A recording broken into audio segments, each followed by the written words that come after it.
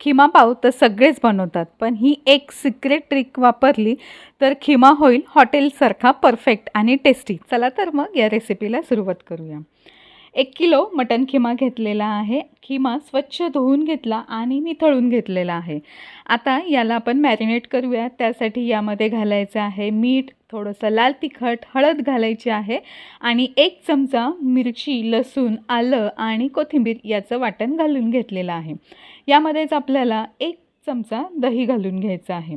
1 ते 2 चमचे दही घालायचं आहे. दही ताजं असलं पाहिजे आणि घट्ट घालायचं आहे, म्हणजे या खिम्याला जास्त पाणी सुटणार नाही.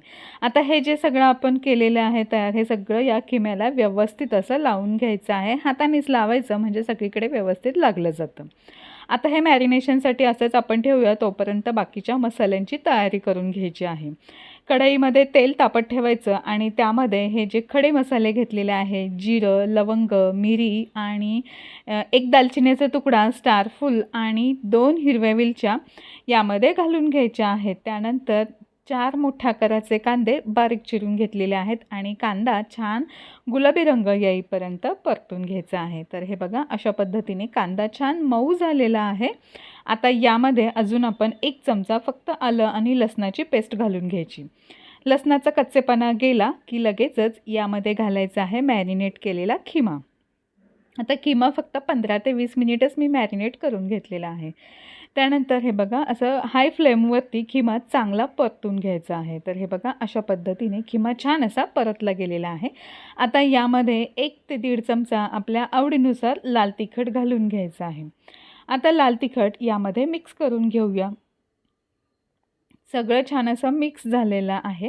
खिमा हे बघा अशा पद्धतीने झालेला आहे. आता यामध्ये 2 टोमॅटोची प्युरी घालून घ्यायची आहे आणि हे टोमॅटोसुद्धा आता यामध्ये छान असं परतवून घ्यायचं आहे खिम्याबरोबरच. तर हे बघा, अशा पद्धतीने हाय फ्लेमवरतीच आपण खिमा चांगला परतला म्हणजे यातलं पाणी थोडंसं कमी होतं. 1 मिनिटभर यावरती झाकण ठेवूया आणि त्यानंतर पुन्हा झाकण उघडूया. हे बघा, अशा पद्धतीने खिमा या स्वतःच्याच जे पाणी सुटलेलं आहे त्या पाण्यामध्ये चांगला शिजला गेलेला आहे. हे बघा, अशा पद्धतीने चांगला परतलासुद्धा गेलेला आहे. आता या स्टेजला आपल्याला यामध्ये घालायचा आहे 1 बटाटा किसून घालायचा, स्वच्छ धुवून घेतलेला आहे आणि यामध्ये घालायचा आहे. तर बटाटा का घालायचा? तर बटाटा मसाल्याची चव छान शोषून घेतं, ग्रेव्हीला छान दाटसरपणा, घट्टपणा येतो आणि त्यामुळे या खिम्याची चव अजूनच खूप टेस्टी बनते आणि पारंपरिक खिमा रेसिपीमुळे त्यामुळेच तर आवर्जून बटाटा घातला जातो. आता हे बघा, अशा पद्धतीने बटाटा घालूनसुद्धा आपण सगळं हे छान एकत्र करून घेतलेलं आहे. आता पुन्हा यावरती आपण झाकण ठेवूया आणि खिमा चांगला 10 ते 15 मिनिट तरी शिजवून घ्यायचा आहे. त्यासाठी यामध्ये गरजेनुसार थोडंसं गरम पाणीसुद्धा घालून घेतलं तरीही चालेल. तर हे बघा, अशा पद्धतीने आपण खिमा चांगला शिजवून घेतलेला आहे.